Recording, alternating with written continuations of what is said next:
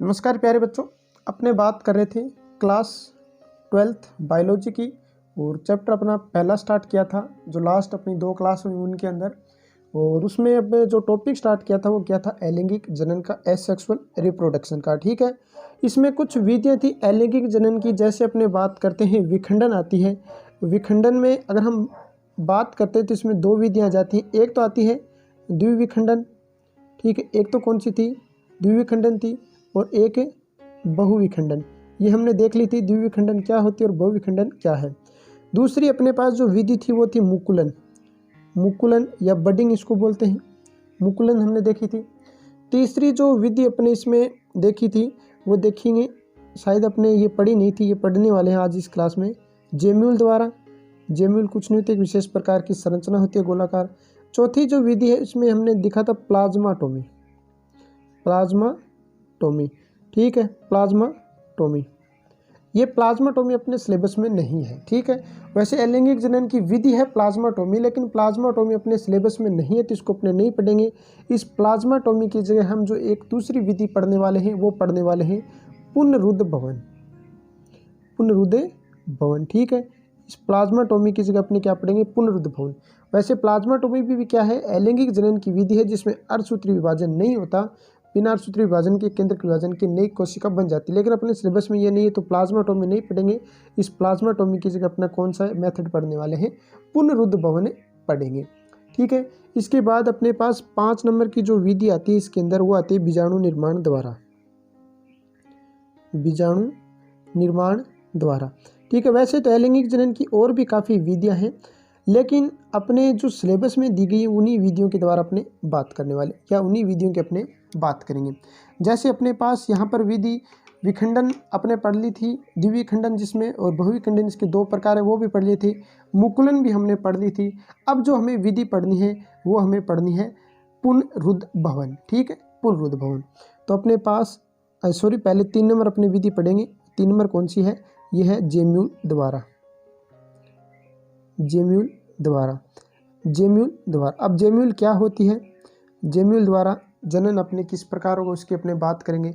जैसे अगर हम बात करते हैं जेम्यूल कुछ नहीं है, जेम्यूल का अगर एग्जाम्पल देखते हैं तो स्पोंजिला जैसे आपने देखा होगा, यानी ये क्या होती है, गोलाकार। जैसे स्पोंजिला है अपने पास इस प्रकार से, ये अपने पास स्पोंजिला है। इस स्पोंजिला के अंदर एक विशेष प्रकार की धानी पाई जाती है जिसको अपने बीजाणु धानी बोल सकते हैं। ये इस प्रकार से एक यहाँ पर संरचना उपस्थित होगी इसके अंदर, ठीक है, इस प्रकार से एक संरचना उपस्थित होगी। अब इस संरचना के अंदर यदि बात करते हैं तो यहाँ पर गोलाकार सेल्स उपस्थित होती हैं। इस प्रकार से क्या पा जाएंगी, गोलाकार सेल्स पाई जाती हैं। और इन गोलाकार सेल्स को अपने क्या बोलते हैं, जेम्यूल बोलते हैं। इनको क्या बोलते हैं, जेम्यूल बोलते हैं। या फिर इनके अपने बात करें, जेम्यूल का जो अन्य नाम है वो होता है स्ट्रेटोब्लास्ट, या स्टेटोब्लास्ट भी इनको कहते हैं अपने, स्टेटोब्लास्ट, ठीक है, जेम्यूल या स्टेटोब्लास्ट। ये जो जेम्यूल है, अनुकूल जब परिस्थितियां आती हैं उन अनुकूल परिस्थितियों में ये क्या होती है, ये अंकुरित होकर नए प्राणी का निर्माण कर लेती है।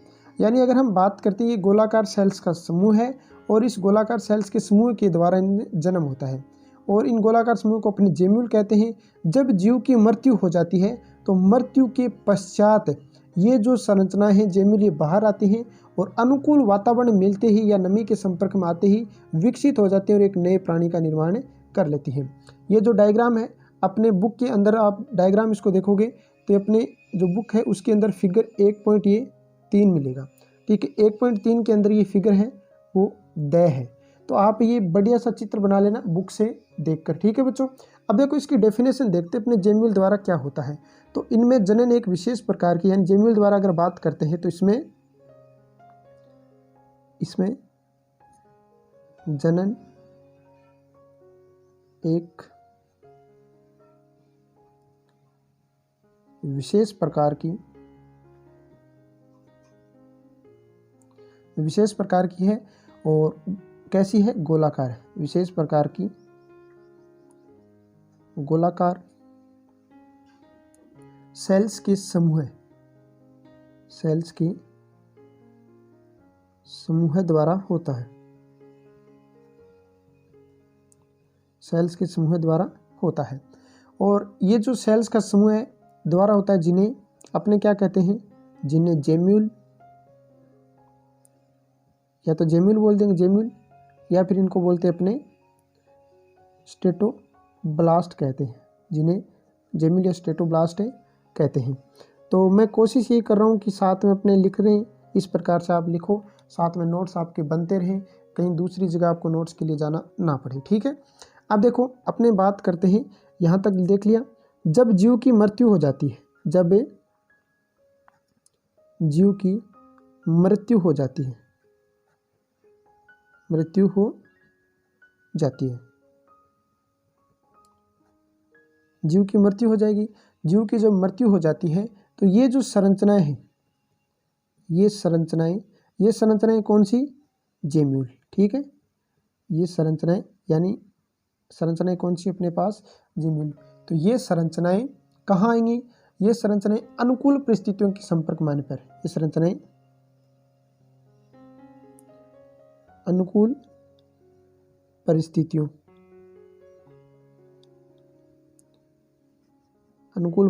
के संपर्क में आने पर, जो अनुकूल परिस्थितियां हैं, जैसे अपने बात करें अनुकूल परिस्थितियों के अंदर ताप हो सकता है, उपयुक्त तापमान हो सकता है, उपयुक्त दाब हो सकता है, तो उनके संपर्क में आते हैं कि संपर्क में आने पर, संपर्क में जब आएगी तो संपर्क में आने पर विकसित हो जाती है, आने पर विकसित हो जाती है, और विकसित होकर क्या बनाएंगी, आने पर विकसित होकर नया जंतु या नया प्राणी या नया जीव बना लेती है, नया जीव बना लेती है, क्या बना लेंगे, नया जीव बना लेंगे। और इसका जो एग्जाम्पल मिलता है हमें, वो इसका एग्जाम्पल मुख्य रूप से मिलता है स्पंज।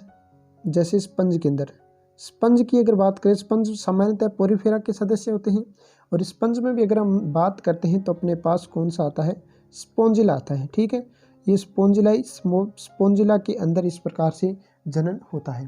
तो ये अपने पास क्या हो गया, जेम्यूल द्वारा हो गया, ठीक है। ये 3 नंबर विधि अपने पास कौन सी होगी बच्चों, जेम्यूल द्वारा हो गई। अब देखो अपने पास जो नेक्स्ट विधि आती है वो आती है पुनरुद्ध भवन, क्योंकि प्लाज्माटोमी तो हमारे सिलेबस में है नहीं, लेकिन पुनरुद्ध भवन का जरूर दे रखा है, तो पुनरुद्ध भवन को अपने यहाँ पर देखने वाले हैं। प्लाज्माटोमी की हम यहाँ पर बातें नहीं करेंगे, ठीक है। अब देखो अपने पास नेक्स्ट जो 4 नंबर मेथड है, यानी 3 नंबर जो अपना मेथड है वो अपने कर लिया है जेम्यूल द्वारा, और चौथा जो अपने पास मेथड आएगा, वो चौथा अपने पास मेथड कौन सा आएगा, चौथा मेथड अपने पास आएगा बच्चों, चौथा जो मेथड आता है वो आता है पुनरुद्ध भवन, पुनरुद्ध भवन, ठीक है। ये पुनरुद्ध भवन अपने पास मेथड आता है, क्योंकि अपने पास अगर बात करते हैं तो प्लाज्माटोमी है नहीं, वरना प्लाज्माटोमी अपने पढ़ते, तो जो सिलेबस में नहीं है वो पढ़ने से अपने कोई फ़ायदा नहीं है। तो पुनरुद्ध भवन में क्या होता है, इस प्रकार के जनन में, यानी अपने बात करते हैं तो इस प्रकार के जनन में, यानी ये जो अपने जनन है प्लाज्मा, इसकी पुनरुद्ध भवन की बात करें तो इसमें कोई भी प्राणी है, उस प्राणी के अगर हम शरीर का हिस्सा कर देते हैं या शरीर के टुकड़े कर देते हैं तो प्रत्येक टुकड़े से एक नए प्राणी का निर्माण हो जाता है। यानी इस प्रकार के जनन में किसी जीव के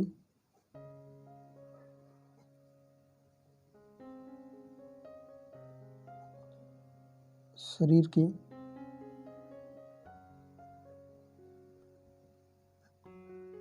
टुकड़े करने पर प्रत्येक टुकड़ा या भाग, प्रत्येक टुकड़ा या भाग एक नए जीव का निर्माण कर लेता है, नए जीव का निर्माण कर लेता है, ठीक है बच्चों, नए जीव का निर्माण कर लेता है, नए जीव का निर्माण कर लेगा। जैसे अपने एग्जाम्पल की बात करते हैं, इसमें एग्जाम्पल हमें मुख्य रूप से मिलता है हाइड्रा। हाइड्रा में इस प्रकार से अपने बात करें तो इस प्रकार से हमें जनन देखने को मिलता है। सामान्यतः अगर हम बात करते हैं हाइड्रा की, तो हाइड्रा में होता क्या है, जैसे अगर हम हाइड्रा की बात कर लेते हैं तो यहाँ पर क्या निर्माण कर लेता है, लेता है, ठीक है, यहाँ पर कर लेता है लिखा है, कर लेता है। अब देखो जैसे हाइड्रा है वो सामान्यतः हाइड्रा इस प्रकार से संरचना उसकी सामान्यतः अपने मिलती है, इस प्रकार से हाइड्रा की संरचना मिलती है हमें।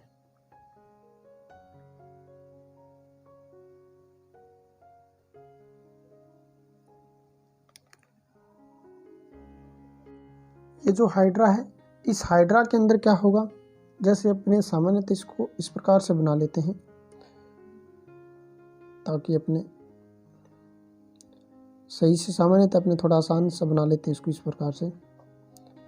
ये मान लो हाइड्रा है, इस हाइड्रा के अंदर यहाँ पर बात करते हैं तो यहाँ पर इसका मुख होता है, ये क्या इसका मुख है, ठीक है। हाइड्रा है, यदि हमने क्या कर दिया, इसके टुकड़े कर दिए, इसके क्या कर दिए, 3 टुकड़े कर दिए, यहाँ से इसको काट दिया तो इसके 3 टुकड़े हो गए। एक तो ये ऊपर वाला टुकड़ा हो गया इसका इस प्रकार से, ये टुकड़ा हो गया, एक ही इसका बीच वाला टुकड़ा हो गया, ठीक, एक ही इसका नीचे वाला टुकड़ा हो गया, इसके 3 टुकड़े हो गए। यानी जब हमने इसको काटा, ये हाइड्रा है, इसको काटा, तो पुनरुद्ध भवन का मतलब एक प्रकार से अपने ऐसे हम बोल सकते हैं कि जो अपने कोई भी संरचना से बनी है या फिर कोई भी अपने शरीर के अंदर अंग का क्षति हुई है, अंग का विघटन हुआ है, तो वो पुनः आ जाना। जैसे अपने अंदर बात करते हैं तो अपने अंदर केवल क्या होता है, ये पुनरुद्ध भवन की क्षमता जो होती है वो घाव भरने तक सीमित है। आपने देखा होगा कि जब आपको चोट लग जाती है तो चोट लगने के कुछ समय बाद घाव भर जाता है, वो घाव भरना भी क्या है, पुनरुद्ध भवन है। जैसे अपने रेप्टिलिया वर्ग की बात करते हैं, रेप्टिलिया तो आप जानते हैं, रेप्टिलिया तो सभी जानते होंगे। रेप्टिलिया बात या फिर अपने सरीसृप वर्ग की बात करते हैं तो वहाँ पर अंग निर्माण तक सीमित है। छिपकली आपने देखी होगी, छिपकली की जो पूंछ टूट जाती है तो उसकी पूंछ पुनः आ जाती है, यानी वो क्या है, पुनरुद्ध भवन है। अगर पुनरुद्ध भवन की यहाँ पर बात करते हैं तो पुनरुद्ध भवन क्या होता है बच्चों, किसी अंग या फिर पूरे प्राणी शरीर के टुकड़े से एक नए प्राणी के या पूरी किसी अंग का बन जाना क्या कहलाता है, पुनरुद्ध भवन कहलाता है। तो यहाँ पर पुनरुद्ध भवन की अपने डेफिनेशन तो नहीं देखेंगे, लेकिन फिर भी पता होना चाहिए पुनरुद्ध भवन क्या होता है। तो प्राणी शरीर के किसी अंग या संपूर्ण प्राणी शरीर से किसी नए प्राणी का या फिर प्राणी अंग का बन जाना पुनरुद्ध भवन कहलाता है। तो ये जैसे हमारे पास क्या था, हाइड्रा था, इस हाइड्रा को हमने क्या किया, यहाँ पर बीच में से काटा, इसको नहीं बनाना, यहाँ पर ये मान लो अपने 1 नंबर नाम दे दिया, ये 2 नंबर हो गया। जब इस हाइड्रा को हमने काटा, 3 टुकड़े इसके कर दिए, तो प्रत्येक टुकड़ा क्या होगा, विकसित होगा। ये जो प्रत्येक टुकड़ा है क्या होगा, विकसित होगा। यानी हाइड्रा का प्रत्येक टुकड़ा क्या बना ले, एक नए हाइड्रा का निर्माण कर लेगा, जैसे इस प्रकार से।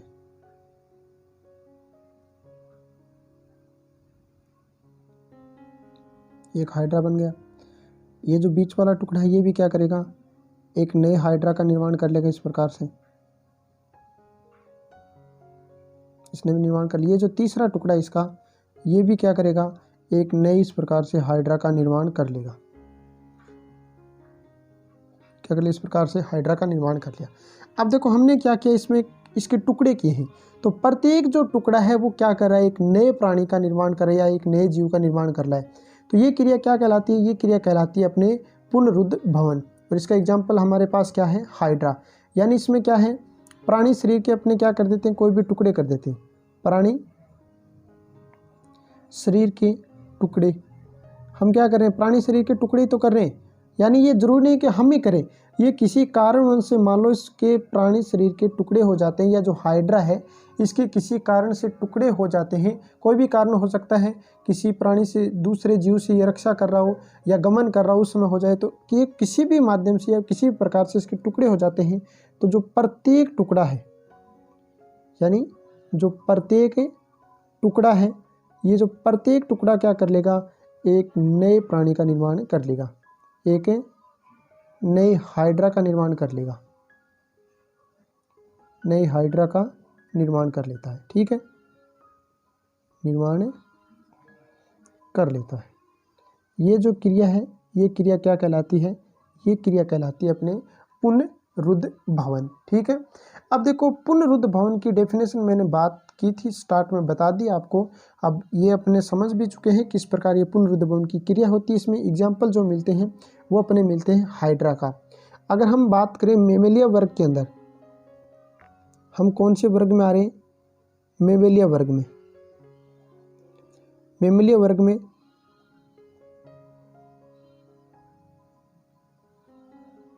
घाव भरने तक पुनरुद्ध घाव भरने तक पुनरुद्ध भवन होता है। यानी और अपने बात करें रेप्टेलिया की, रेप्टेलिया वर्ग की बात करें तो रेप्टेलिया वर्ग में अंग निर्माण तक भी मेमेलिया वर्ग में घाव बनने तक सीमित है पुनरुद्ध भवन। और अगर हम रेप्टिलिया वर्ग में बात करें तो रेप्टिलिया वर्ग में अंग निर्माण तक सीमित है। और जो निम्न वर्ग के प्राणी हैं या निम्न वर्ग के जीवों में नए प्राणी निर्माण तक सीमित है, या नए प्राणी का निर्माण हो जाता है। ये अपने सिलेबस में नहीं है, चाहे तो आप निर्माण हो जाता है, चाहे तो आप इसको नोट करके लिख लेना, वरना वैसे कोई इंपॉर्टेंट चीज़ तो है नहीं आपके। ये तो 11th में आप पढ़ के आए हो, और 10th में भी जैसे अपने शॉर्ट में आ जाता है, 9th में भी आ जाता है थोड़ा सा, और 11th में तो अपने इसमें पूरा देखा ही होगा आपने। तो ये कोई ज़रूरी नहीं, अपने चाहे तो लिखो तो लिख लेना, वरना कोई ज़रूरी नहीं है, लेकिन ये अपने पुनरुद्ध भवन वाला ज़रूर करना है। अब देखो इसके बाद जो हमारी नेक्स्ट विधि आती है वो आती है बीजाणु निर्माण द्वारा। यानी 4 विधियाँ अपने पढ़ ली। अब जो 5वां अपने पास मेथड आता है, वो 5वां मेथड कौन सा आता है? वो 5वां मेथड आता है अपने बीजाणु निर्माण द्वारा। ठीक है, बीजाणु निर्माण द्वारा। बीजाणु निर्माण द्वारा जो जनन होता है, ये अलैंगिक जनन की 5वीं विधि है। जो अपने सिलेबस के अकॉर्डिंग बात करें, वैसे कोई निश्चित नहीं है कि 5वीं हो, इसको पहले नंबर पे भी अपने रख सकते हैं, लेकिन अपने क्रम से चलते आ रहे हैं तो उस हिसाब से अपने देखें तो ये 5वीं विधि है। तो बीजाणु क्या होते हैं? अगर बीजाणु की अपने डेफिनेशन देते हैं तो बीजाणु क्या है बच्चों? तो बीजाणु अति सूक्ष्म एक कोशिकीय पतली भित्ति वाली संरचना होती है। यानी बीजाणु क्या है? यहाँ पर देखना जीवाणु नहीं है, बीजाणु की बात करें अपने। ठीक है, बीजाणु अति सूक्ष्म यानी बहुत छोटी, बीजाणु अति सूक्ष्म एक कोशिकीय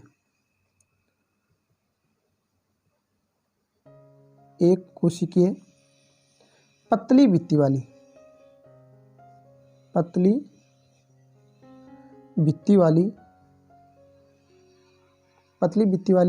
संरचना होती है।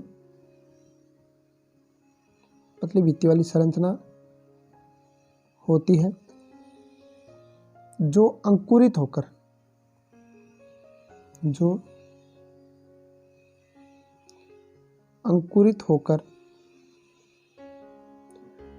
नए जीव को जन्म देती है। अंकुरित होकर नए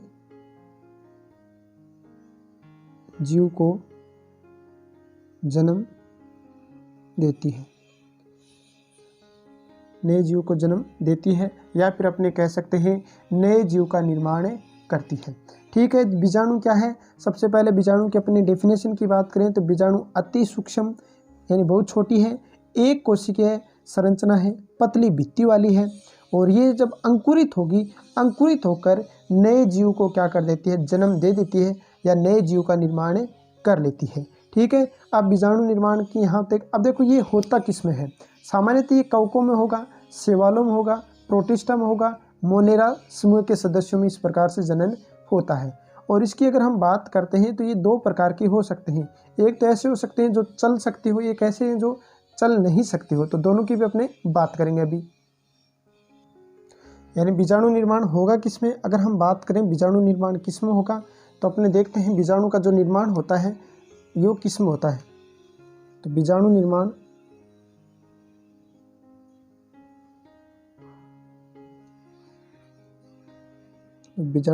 होगा, बीजाणु निर्माण किस किस में होगा? बीजाणु निर्माण केवल शैवालों में, कवकों में, केवल कवकों, शैवालों, प्रोटिस्टा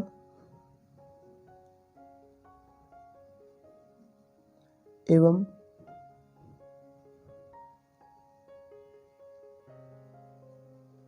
मोनेरा समूह के सदस्यों में होता है। मोनेरा समूह के सदस्यों में होता है।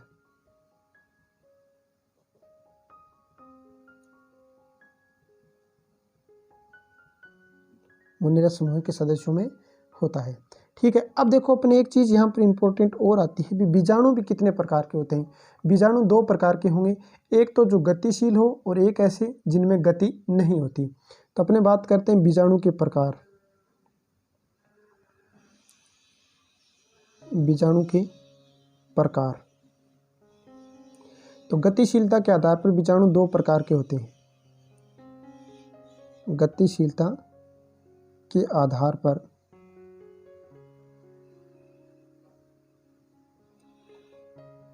बीजाणु दो प्रकार के होते हैं। दो प्रकार के होते हैं। तो पहले की बात करते हैं तो चल बीजाणु आते हैं। पहले कौन से? चल बीजाणु। चल का मतलब जो चल सकते हो, तो चल बीजाणु, या इनको कहा जाता है अपने जूस्पोर्स। या इनको अपने क्या कहते हैं? जूस्पोर्स से कहते हैं। ठीक है, अब देखो जूस्पोर्स या इनको अपने चल बीजाणु बोल सकते हैं। तो इनमें सबसे बड़ी बात है कि इनमें क्या पाई जाती है? गति पाई जाती है। यानी अपने कह सकते हैं इस प्रकार के बीजाणुओं में, इस प्रकार के बीजाणुओं में कसाबिका उपस्थित होती है। कसाबिका पाई जाती है। ठीक है, कसाबिका पाई जाती है। कसाबिका पाई जाती है जिसके कारण इनमें गति होती है, जिसके कारण से इनमें गति होती है। और गति है, इसी कारण इनको क्या कहते हैं? चल बीजाणु कहते हैं। चल का मतलब चलने वाला, ये एक स्थान से दूसरे स्थान पर गमन करने वाला। ये एक स्थान से दूसरे स्थान पर क्या कर लेता है? गमन कर लेता है। और इस प्रकार की अगर हम बात करें तो सामान्यतः इसमें ये जलीय पादपम होता है। उदाहरण है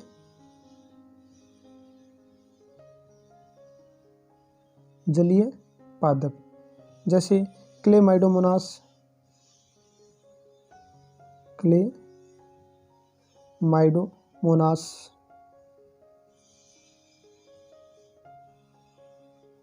क्लेमाइडोमोनास। ठीक है, अगर क्लेमाइडोमोनास की अगर हम बात करते हैं तो इसके अंदर जो जीवाणु होंगे या जो बीजाणु होंगे वो किस प्रकार से होंगे? वो बीजाणु इस प्रकार से होंगे। वैसे गोलाकार संरचनाएं हैं। अगर इसमें हम बात करें तो यहाँ पर इसकी रसदानी होगी, यहाँ पर इसका केंद्रक, और यहाँ पर दो कसाबिकाएं होती हैं। ये क्या है? कसाबिका। ये कसाबिका है, इसका क्या हो गया? केंद्रक हो गया। ठीक है, इस प्रकार ये जो कसाबिका युक्त है ये क्या है? चल बीजाणु है। अगर ये कसाबिका है, ये जो कसाबिका इनकी सहायता से क्या कर सकता है? ये गमन कर सकता है। तो गमन करेगा तो इसको अपने क्या बोलेंगे? चल बीजाणु बोलेंगे। यदि गमन नहीं कर पाता है तब इनको अपने क्या बोलते हैं? अचल बीजाणु बोलते हैं। ठीक है, अब देखो अपने पास दूसरी जो इसमें प्रकार आता है वो कौन सा है? अचल बीजाणु का आएगा। अचल बीजाणु।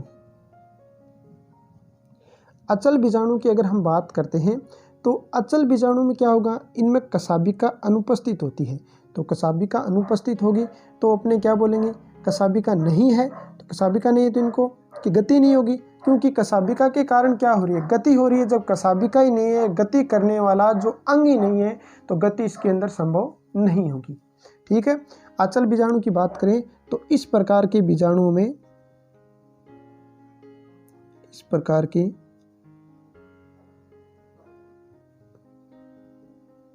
बीजाणुओं में कशाभिका अब्सेंट होती है, अब्सेंट या अनुपस्थित होती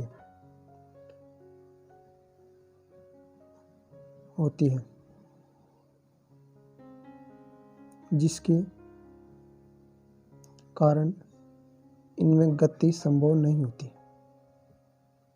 इनमें गति संभव नहीं होती है। अब देखो, अगर हम बात करते हैं तो ये विशेष प्रकार की संरचना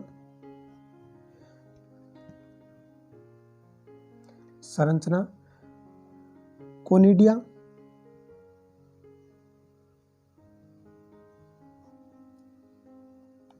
में स्थित होते हैं,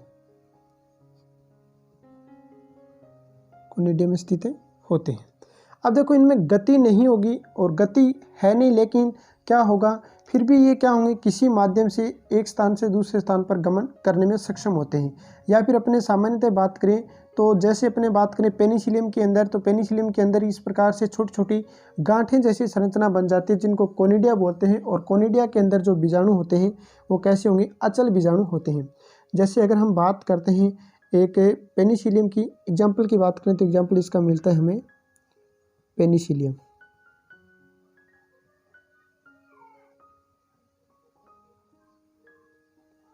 पेनिसिलियम, जैसे जो पेनिसिलियम है वो इस प्रकार से संरचना हमें मिलती है देखने को, इस प्रकार से पेनिसिलियम देखने को मिलेगा हमें।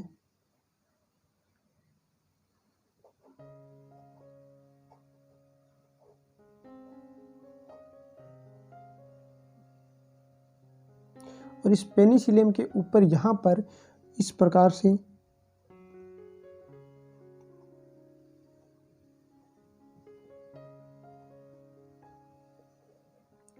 ऊपर गांठें जैसी संरचना होती हैं, इनको अपने बोलते हैं कोनिडिया।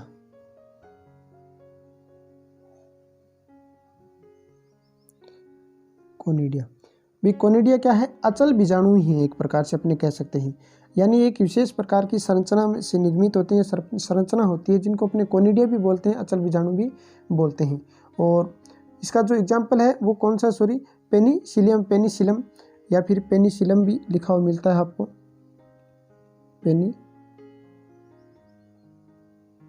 गलत हो गया, पेनिसिलम जो अपने बात करते हैं पेनिसिलम, ठीक है। अब अपने इसका अगर बात करें तो ये डायग्राम है, ये बढ़िया से आप बुक में से देख के बना लेना। और बुक के अंदर ये जो डायग्राम है वो फिगर की अपने बात करें तो बुक के अंदर आपको मिलेगा फिगर 1.3। और इसके अंदर भी अगर हम बात करते हैं तो इसके अंदर जो बी है 1.3 का जो बी है वह बुक की जो है अपनी जो टेक्स्ट बुक है 12th की, उस 12th की टेक्स्ट बुक में से देख कर आप बना लेना, ठीक है, बढ़िया चित्र। अब जो नेक्स्ट अपने यहाँ पर अलैंगिक जनन अपने होते हैं कंप्लीट, लेकिन इसमें एक कायिक प्रवर्धन और आता है। कायिक प्रवर्धन सामान्यतः पादपों में होने वाला एक प्रकार का अलैंगिक जनन ही होता है, जिसमें अगर हम बात करेंगे कायिक प्रवर्धन क्या है, कायिक प्रवर्धन कौन से भागों से होता है, ठीक है। अब देखो अपने पास आता है कायिक प्रवर्धन, ठीक है, कायिक प्रवर्धन। कायिक प्रवर्धन भी एक प्रकार का अलैंगिक जनन ही होता है। तो अपने कह सकते हैं इस प्रकार के जनन में पौधे का जो पुनरुद्भवन है वो बीज की अतिरिक्त पौधे के किसी अन्य भाग या अन्य कायिक भाग से होता है। यानी अगर हम बात करते हैं तो इस प्रकार के जनन में, इस प्रकार के जनन में पौधे का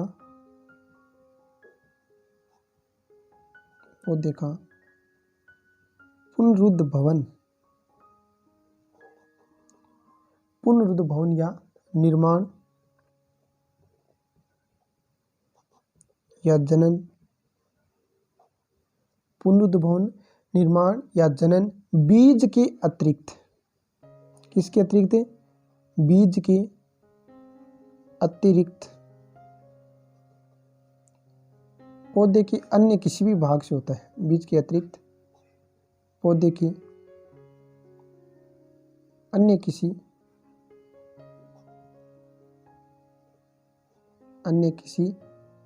कायिक भाग से होता है। अन्य किसी कायिक भाग से होता है। अन्य किसी कायिक भाग से होता है।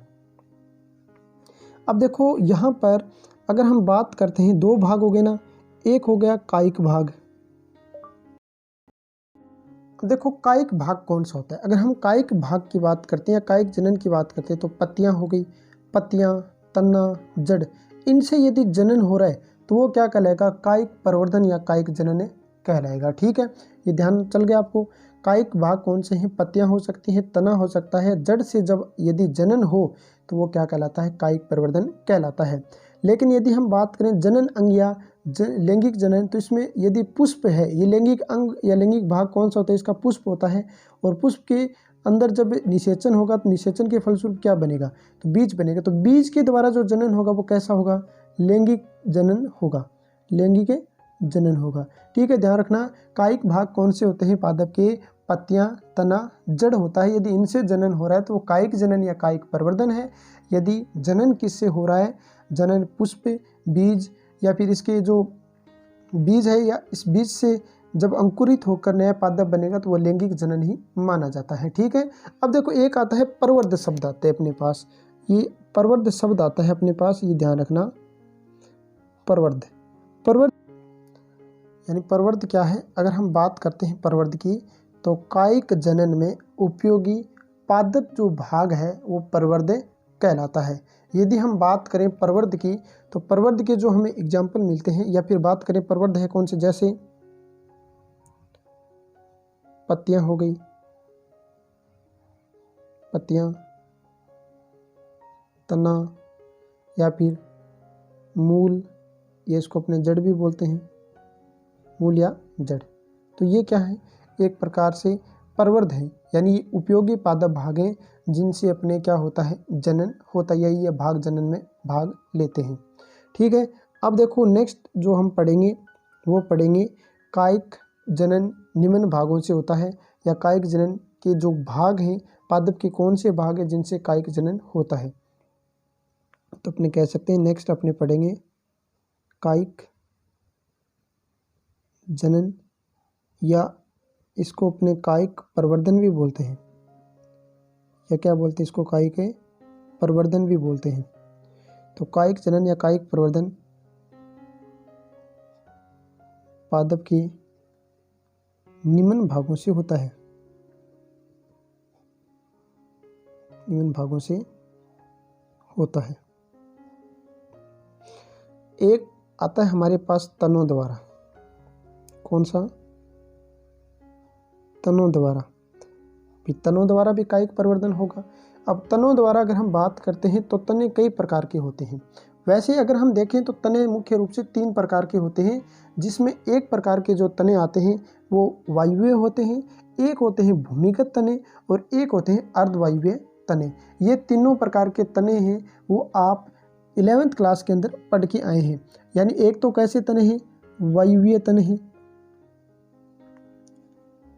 वायवीय तने हैं। एक है अर्धवायवीय तने, अर्धवायवीय तने। एक आते हैं भूमिगत तने। कौन से तने? भूमिगत तने। ये एक प्रकार, ये दूसरा प्रकार, ये तीसरा प्रकार। ये आप 11th क्लास में पढ़ के आए हैं। ठीक है, अब देखो तनों द्वारा अगर हम कायिक जनन की बात करते हैं तो तने कौन कौन से मुख्य रूप से अपने सिलेबस के अंदर कौन कौन से इसका जो मेंशन कर रखा है उसकी बात करते हैं। तो एक तो अपने पास भूमिगत तनों के बारे में दे रखा है और एक अपने पास अर्धवायवीय तनों के बारे में दे रखा है। लेकिन अपने को वायवीय तने, अर्धवायवीय तने, भूमिगत तने, यहाँ पर इनके बारे में कुछ नहीं पढ़ना। हमें केवल कुछ एग्जाम्पल्स हैं वो दे रखे हैं, उन्हीं को अपने पढ़ना है। तो अपने पास एग्जाम्पल की बात करें तनों के द्वारा, ए आता है हमारे पास प्रकंद। ये हमारे पास आता है प्रकंद। प्रकंद का जो एग्जाम्पल मिलता है वो हल्दी में मिलता है। प्रकंद का एग्जाम्पल किस में मिलता है? हल्दी में मिलता है। उसके बाद आता है अपने पास कंद। उसके पास कौन सा आता है? कंद। कंद का जो एग्जाम्पल मिलता है वो हमें आलू में मिलता है। उसके बाद आता है हमारे पास सलक कंद। सलक कंद। सलक कंद का जो एग्जाम्पल मिलता है वो हमें मिलता है लहसुन में। किस में मिलता है? लहसुन में। और उसके बाद आता है घनकंद। घनकंद। घनकंद का जो हमें एग्जाम्पल मिलता है वो बच्चों किस में मिलता है? अरबी में मिलता है। किस में मिलता है? अरबी में। अब देखो तनो हल्दी की बात करें तो प्रकंद। हल्दी क्या होती है? इस प्रकार से अगर हम बात करते हैं हल्दी की, ऐसे अगर ये चित्र आप देखना चाहें तो अपनी बुक के अंदर यदि हम बात करते हैं तो बुक के अंदर ये जो अपने चित्र मिलेंगे ये चित्र 1.4 वाले में मिलने वाले हैं, यानी 1.4 है उस चित्र में ये अपने दे रखे हैं जिसमें अपने इनको पढ़ते हैं। देखो हल्दी या फिर अपने इसको, इसका एक एग्जाम्पल और दे रखा है अदरक भी होता है भाई, ठीक है, अदरक। अब हल्दी तो किसी ने नहीं देखी होगी, हल्दी नहीं देखी तो अदरक तो देखी होगी। अगर अदरक नहीं देखी है तो अदरक होती है हल्दी की जैसी और हल्दी होती है अदरक की जैसी। अगर दोनों की बात करें तो दोनों एक जैसी होती है। प्रकंद या हल्दी अदरक की बात करें तो इसमें ये इस प्रकार से होती है। अदरक तो आपने इस प्रकार सामान्यतः देखी होगी, यानी इसमें जो वृद्धि होती है वो इस प्रकार होगी, इस साइड होगी या फिर इस साइड होगी, ठीक है। वृद्धि कहाँ होगी? इस प्रकार, इस साइड होगी या इस साइड होगी, ठीक है। ये प्रकार कौन सा हो गया? प्रकंद का हो गया। ये कौन सा प्रकार हो गया? प्रकंद का। यानी प्रकंद के अंदर क्या है? इस प्रकार का जो तना है ये तना क्या वृद्धि कर रहा है? ये वृद्धि कर रहा है अनुप्रस्थ रूप से या फिर ये ऊपर नीचे नए वृद्धि करके इस साइड और इस साइड वृद्धि करता है, ठीक है। इस प्रकार से ये देखने को मिलता है हमें। उसके बाद देखो हमारे पास कौन सा है? कंद है, आलू। आलू की बात करें तो कंद या इसको बोलते हैं कलिका। तो आलू आपने देखा होगा इस प्रकार से आलू होता है, उसके ऊपर इस प्रकार छोटी छोटी कलिकाएं बन जाती हैं। इस प्रकार क्या बन जाती हैं? छोटी छोटी कलिकाएं। इनको अपने क्या बोलते हैं? कंद बोलते हैं। क्या बोलते हैं? कंद। और इन कंदों का जब अंकुरण होगा, अंकुरण होने से क्या बनता है? अंकुरण होगा तो इनसे नया पादप बन सकता है, ठीक है। आपने देखा होगा घरों के अंदर जब अपने सर्दियों के टाइम में आलू की खेती की जाती है तो जब आलू अपने उगाते हैं तो आलू का कोई स्पेशल बीज नहीं आता। ये जो आलू है इसके टुकड़े कर देंगे। इसके क्या कर देंगे? मान लो एक टुकड़ा ये कर दिया, एक टुकड़ा ये कर दिया। अब वही टुकड़ा उगेगा या उत्पन्न होगा या फिर पादप उससे निर्माण होगा जिसमें एक कम से कम एक कंद हो, ठीक है। अगर आपने ऐसे किया कि एक आलू है, उस आलू को काट कर उसके 4 टुकड़े किए और चारों टुकड़ों को ज़मीन के अंदर लगा दिया तो उसमें से केवल वही टुकड़े उत्पन्न होंगे जिनके ऊपर कम से कम एक कंद या एक कलिका उपस्थित है, ठीक है। उसके बाद आती है सलक कंद। सलक कंद की बात करें तो सलक कंद के अंदर क्या होता है? इसमें जो इस प्रकार बीच में एक तना होता है, ये नीचे इसकी मूल हो गई, ये इसके चारों ओर सलक परने बन जाती हैं। इस प्रकार से, इस प्रकार से क्या बन जाती है? सलक परने बन जाती हैं। इस प्रकार से क्या बन जाएंगी? सलक परने बन जाती हैं और इनसे फिर क्या होगा? नया पादप बन जाएगा, ठीक है। ये कौन सा एग्जाम्पल हो गया? अपने सलक कंद का एग्जाम्पल हो गया। ये कौन सा हो गया? सलक कंद। सलक कंद मतलब यहाँ पर सलक, सलक का मतलब यहाँ पर क्या होता है? मांसल पत्तियाँ भी बोल सकते हैं अपने, ठीक है। मांसल भाग है। सलक का मतलब होता है मांसल भाग और कंद मतलब ये कंद प्रकार से एक प्रकार से पत्तियाँ बन रही हैं। तो यहाँ पर जो सलक कंद है या लहसुन, इसका एग्जाम्पल एक दूसरा अपने ज़्यादा देखते हैं प्याज। लहसुन और प्याज के अंदर क्या होता है? जो तना है उसके चारों ओर जो सल्क जैसी संरचनाएं बन जाती हैं, पत्तियों जैसी संरचनाएं बन जाती हैं जो मांसल होती हैं और उनके अंदर ही अपने उनको खाते हैं और भोजन वाले भाग होते हैं। उसके बाद घनकंद। अब घनकंद और प्रकंद दोनों सेम सी बातें हैं, लेकिन इसमें डिफरेंस यही आता है कि जो अपने कंद है, ये जो अपने बात करी थी प्रकंद, ये प्रकंद इस साइड और इस साइड वृद्धि करी थी, लेकिन घनकंद अपने पास जो घनकंद आती है वो इस प्रकार से ऊपर या नीचे वृद्धि करती है। इस प्रकार से क्या करेगी? ऊपर या नीचे वृद्धि करेगी। जैसे अपने देखो इस प्रकार से थोड़ा कम बना लेते हैं, इस प्रकार से इसने ऊपर या नीचे वृद्धि की है, यानी ये है तो एक प्रकार से प्रकंद का ही प्रकार, लेकिन इस प्रकंद के प्रकार में क्या होती है? जो वृद्धि होती है ऊपर या नीचे होती है। इसको हटा देना, ये चौथा है अपने, ये ए बी सी और डी। ए का एग्जाम्पल हमने कौन सा देख लिया? ये वाला देख लिया। बी का एग्जाम्पल हमने ये कंद वाला देख लिया। सी का एग्जाम्पल हमने ये देख लिया और डी का एग्जाम्पल हमारे पास ये है। तो घनकंद क्या है, घनकंद की अगर बात करें तो इसके अंदर जो अरबी है, एग्जाम्पल दे रखा है, तो अरबी ये क्या करेगी, या इसका जो तना है वो ऊर्ध्वाधर वृद्धि करता है, यानी ज़मीन के ऊपर की ओर वृद्धि करेगा। और ज़मीन में होते तो ज़मीन के अंदर ही है, लेकिन ज़मीन के अंदर भी ये जो मान लो बीच वाले मुख्य अक्ष है ये इससे ऊपर या नीचे की तरफ वृद्धि करते हैं। हालांकि प्रकंद में क्या वृद्धि करेंगे, साइडों में या पार्श्वों में वृद्धि करते हैं इस प्रकार से, लेकिन घनकंद में ऊपर या नीचे वृद्धि करते हैं। इस प्रकार ये अपने पास क्या हो गए, कायिक जनन तनों के द्वारा, लेकिन तनों के द्वारा ये कंप्लीट नहीं हुए, ये अभी तक क्या है हमारे पास भूमिगत तने हैं। ये कैसे तने हमारे पास, भूमिगत तने हैं।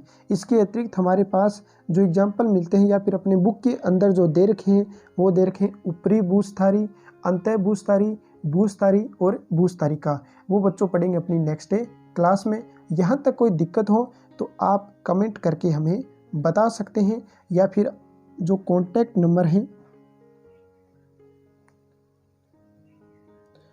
ये कॉन्टैक्ट नंबर है, व्हाट्सएप नंबर भी है, इन पर आप संपर्क करके कोई भी डाउट है वो आप पूछ सकते हैं। निश्चित रूप से आपके डाउट को सॉल्व करने की कोशिश करेंगे। ठीक है बच्चों, धन्यवाद। आप क्लास लेते रहिए और कैसा लगा ये वीडियो इसके बारे में कमेंट करके निश्चित रूप से बताइएगा। ओके, धन्यवाद। मिलेंगे अपनी नेक्स्ट क्लास में।